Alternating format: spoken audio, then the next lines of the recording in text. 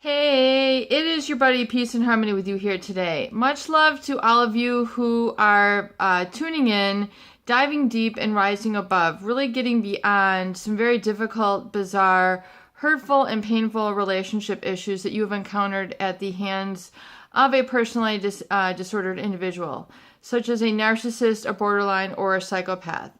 And I want to focus in today on a great viewer question that we got in, and that is really how to get over the pain of letting go of a covert narcissist. And I get a lot of people who ask, how do I get revenge on this person? How do I let go of the anger? How do I let go of the pain? How do I really turn my life, around? How do I get back on the path? And so I think it's very important to understand that you have to reassign yourself an importance in your life. The covert narcissist had, unbeknownst to you, taken out emotional real estate. They had absorbed a large amount of your time, focus, energy, and attention. Perhaps you trusted them. They were, a family member. They were a business partner. They were, someone who you were wed, as a fiance, you were wed to be married. They were your best friend. Someone who you thought would always be part of your life, someone who you really idealized and could have been really kind of your best friend. But you realize that now that as your life and relationship has progressed, that you're not really where you want to be in your life. You've learned some things about them. They haven't provided you all the information that you needed. They didn't provide you the guidance. They didn't provide you the support. They have perhaps subjugated you to some situations that weren't in your best interest. They didn't provide you the love, guidance, attention, information, support that you needed. So there is a deficit. There is a void. There's a hollowing out. There's a pain that now begins to resonate. It can create a larger resonance in your life. And people then prey into this lower energy. They feel upside down in life. And that's the very point that I want to attend to here in this video. Realize that the covert narcissist, someone who really hurts and inflicts an emotional pain through a withdrawing, through an aloofness, through a way of treating you, through a sort of haughtiness, and treating you through the intermittent, approval and love and attention, but yet you really realize that there's other ways that they have participated in that have really thrown you under the bus or have not given you what you've needed. And you, unbeknownst to you, you had entrusted your everything to this person. And now you're feeling like there's an imbalance in the relationship where you have assigned them so much value, so much importance. You've put them at the head of your pack, at the head of your life. Or you put a lot of your eggs in the basket with this person, and you've realized that they have not been there to really direct love and support you. Or you've realized that they have really withdrawn a lot from you. And they haven't given you in return really what you've needed. So I've done videos on, it's so important to, like the work of John Bradshaw, to give yourself what you were lacking. Give yourself what was not given to you from this covert narcissist.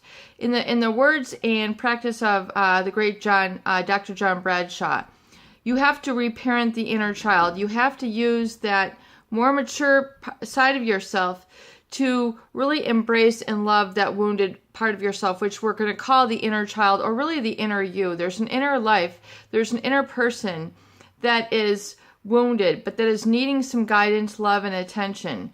So you really need to understand and embrace this with yourself. And I'm not saying, a lot of people might say, well, where's my inner child? Or I don't really feel like that is my issue. The issue is how to go no contact. The issue is how to revalue yourself enough to let this person go.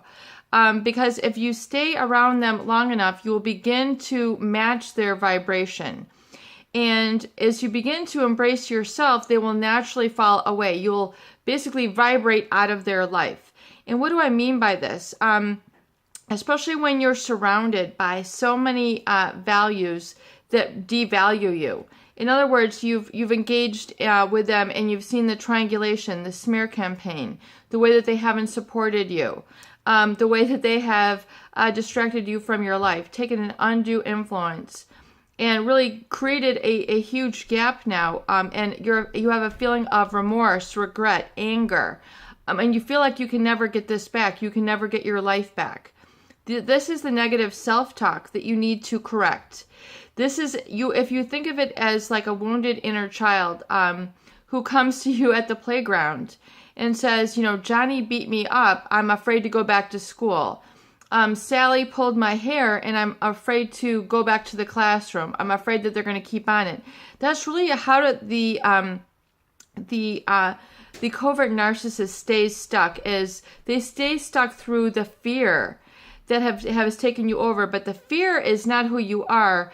The fear will persist if you don't know your inner value, your inner worth, and that inner inspiration. If you have not tapped into that, if you're not living that, then you are living according to their valuation of you. And it's like basically, you're the crystal champagne that you are trying to sell in the ghetto. I mean, it's not going to fly. They can't afford you. They can't support you. They can't get you. And they might, throw rocks at your windows because, you're too good for this, and they're going to try to knock you down. They can't support you. So you're out of resonance with this person. You are not in the same energetic match. You're not in the same vibration.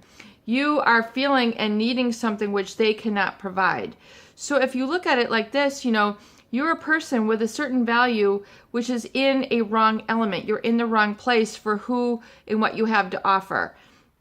So if you are selling Cristal champagne and you are this is a metaphor, but you are selling it to someone who can't control their drinking, it's going to go haywire. It's going to go chaotic. You have to have an energetic match for who and what you are, and who values you, and who is not afraid to value you, or who is not threatened by valuing you.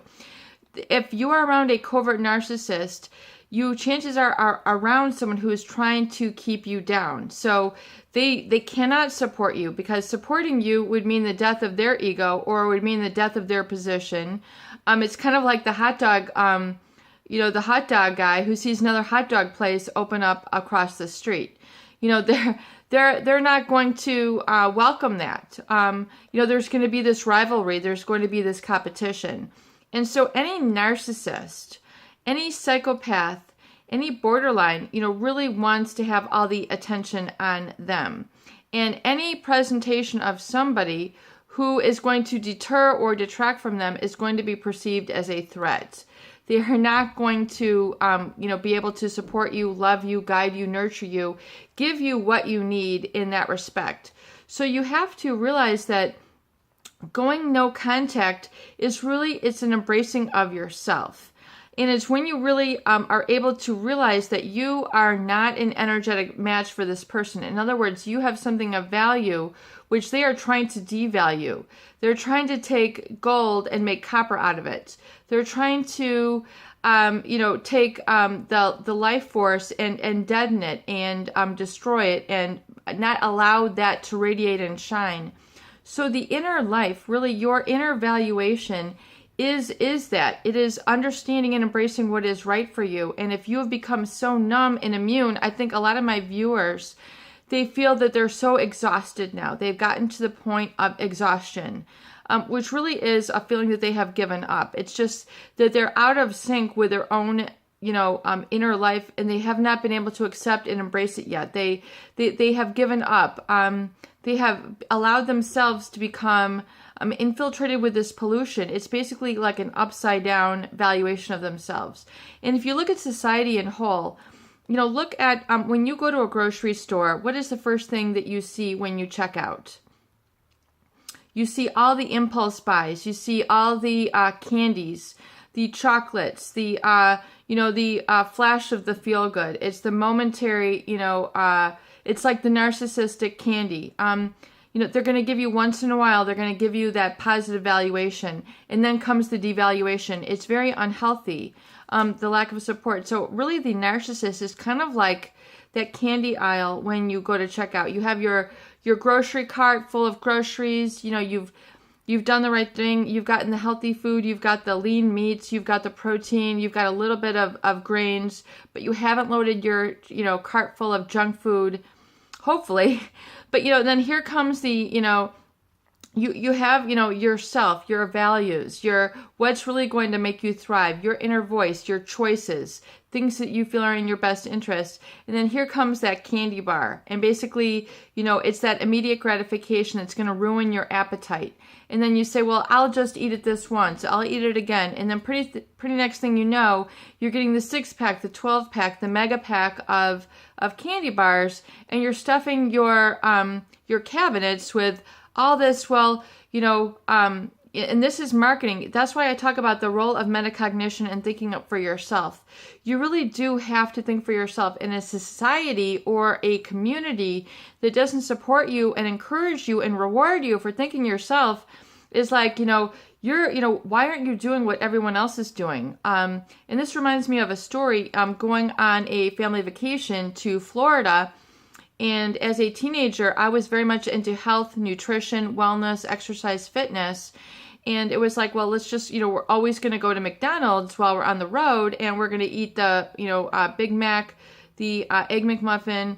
I mean, nothing against that food chain. I mean, they're a multi-gazillion-dollar company.